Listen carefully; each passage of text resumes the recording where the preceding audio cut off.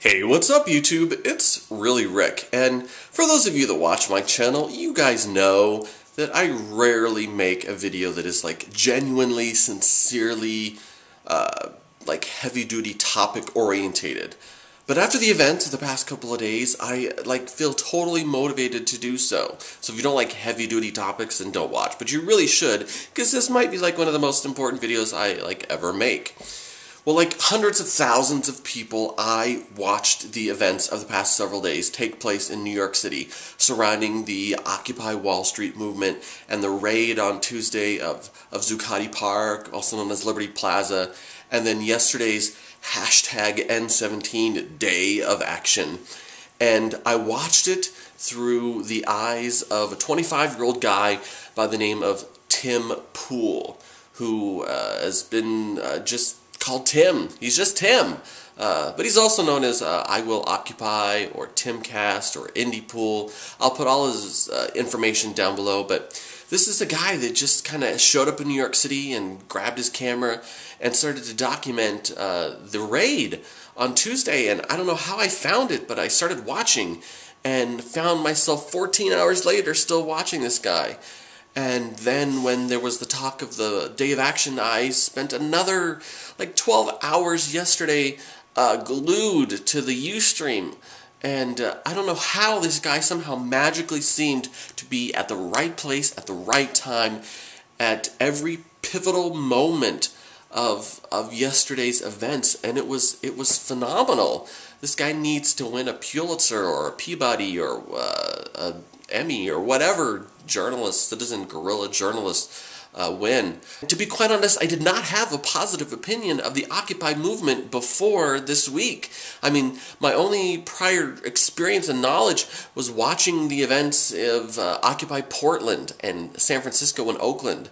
You know, I watched Oak Show, Spencer, his coverage of the riots 3 weeks ago, and kind of pretty much got the opinion that all Occupy Oakland is gang members and homeless, mentally ill degenerates and criminals, and Portland is drug addicts and alcoholics and sex offenders and rapists, and you know, and just I was like, is this what the 99%'s all about?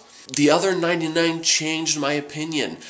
Having him interview and talk to the people in New York City was eye-opening. Never once did I ever have to hear the people in New York City have to remind each other that this was a nonviolent movement. Oakland and San Francisco, completely different. It's like it's run by anarchists. In fact, when they had a General Assembly, 60% of the people voted in favor of something called diversity of tactics, which just is a sort of a fancy way of saying that they were going to defend their camp by any means necessary. And that's, again, code for violence. And there were so many iconic images to come out of the past several days that are like going to be our generation's pictures. And I went over them this morning when I was thinking about this video and watching some coverage, and it was heart-wrenching. I mean, I almost was in tears. Here's like an 84-year-old woman with maylocks covering her face because she was just pepper sprayed.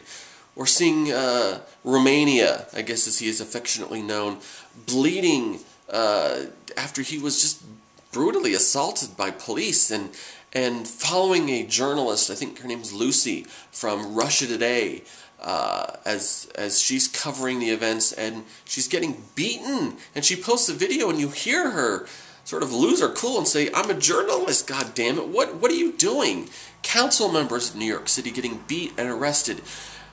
People's constitutional rights being violated for no other reason than peaceful, unprovoked civil disobedience, protesting. My opinion of the Occupy movement, at least for New York, has completely changed.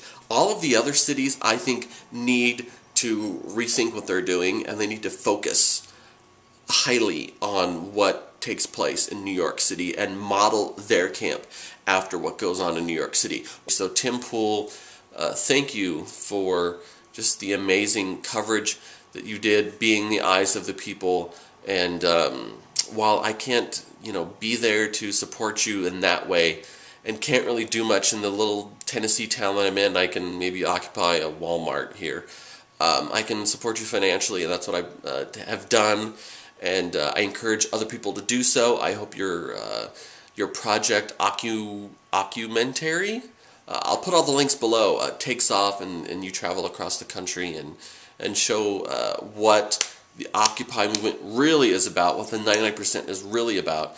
And you've made me look like this.